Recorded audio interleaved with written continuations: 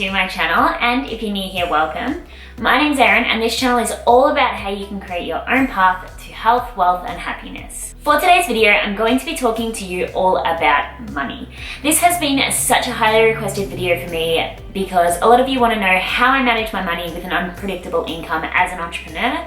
So today I'm going to be sharing with you all of my tips on how you can save and budget your money, but as well as how you can invest your money so you have more security in the future. If you did like the video, don't forget to give it a big thumbs up as it really does help the channel out a lot. And if you're new here, consider subscribing. I put out new videos every single Tuesday and Sunday. So first off, before I did give you my tips on how I budget and save my money, I just wanted to talk a little bit about investments and why they're so important. I've just come across a lot of people recently who are confused or don't know the difference between spending money as an investment or spending money just as an expense. So an investment is an expenditure that has the capability to bring you money back. So a really easy one would obviously be to buy an investment property. So you would spend the money on the property, whereas you would rent it out and you would get that money back.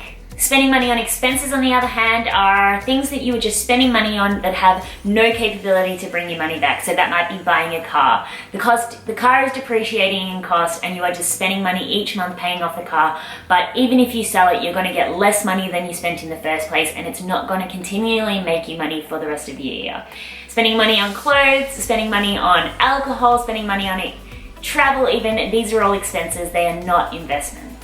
I just wanted to point this out because it is really important to consider having investments or to invest in things for the future. Now, I know not very many of you of my audience are going to be in a stage where you're going to be buying investment properties or putting your money into shares or stocks or bonds. But the one thing I did want to discuss is that a lot of people do get confused about starting a business and spending money on their business. What I need you to understand is spending money on starting a business is not only necessary, but it is an investment.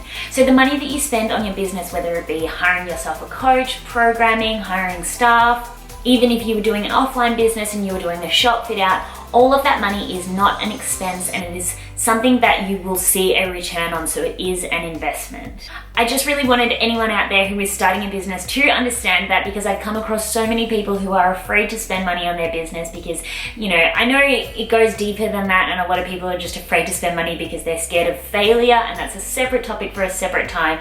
But I just want you to understand that you can't expect people to invest in you and invest in your business. You can't expect your customers to invest in you as, you know, an online assistant or a social media marketer or a coach if you are afraid to invest in yourself. So I know, as I mentioned, we're not all at the stages where we're going to be buying investment properties, but I just want you to understand that if you are going to have security when you're older, if you are going to be really rich, then you need to start thinking about reducing your liabilities and increasing your investments. So now that's out of the way, something a little bit lighter on, I am going to give you my tips on how you can save and budget your money. One thing you need to understand is saving effectively is not about being overly frugal, it's just about being organized and efficient. So this is the way that I went about setting myself a budget and really starting to save my money and do it with my unpredictable income.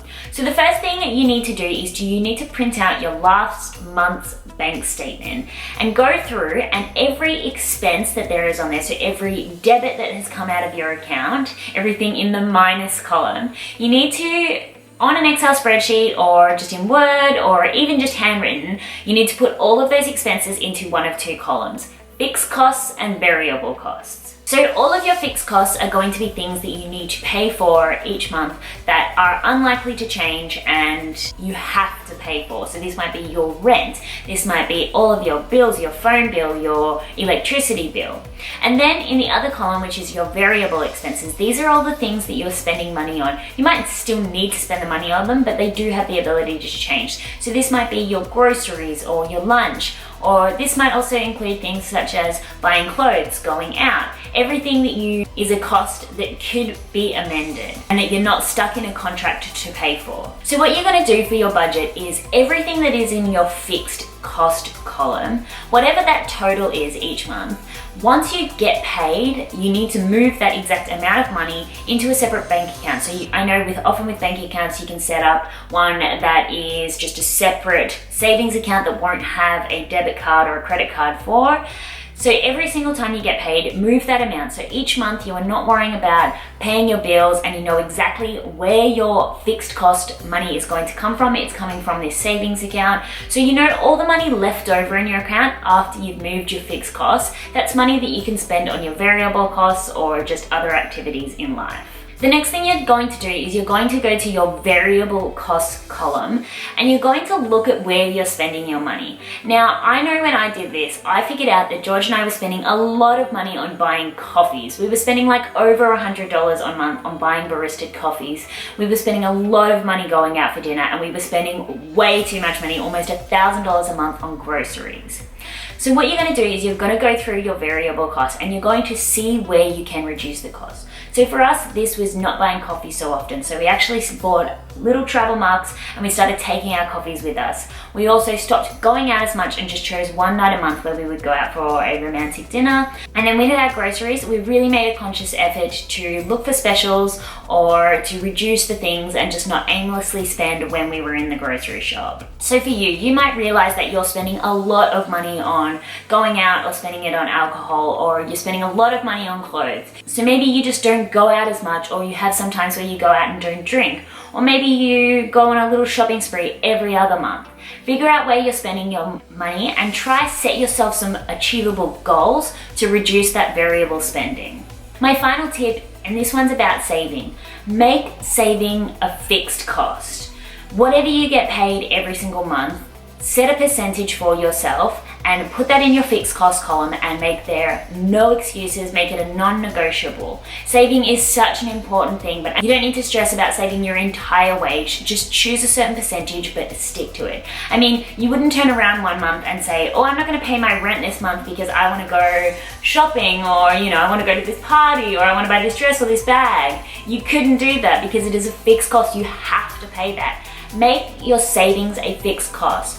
There was a guy in the United States, and I'm sure you've heard this story, Tony Robbins talks about it all the time, but he was a UPS driver and he was making $14,000 a year. He saved 20% of his wage every single week or month, whatever the frequency was. When he retired, he had over $70 million. I will leave the article linked below. I am not kidding you. This is a story. It's not fabricated. It is the truth, and I'll leave it below so you can read it for yourself. But it just shows the power of saving.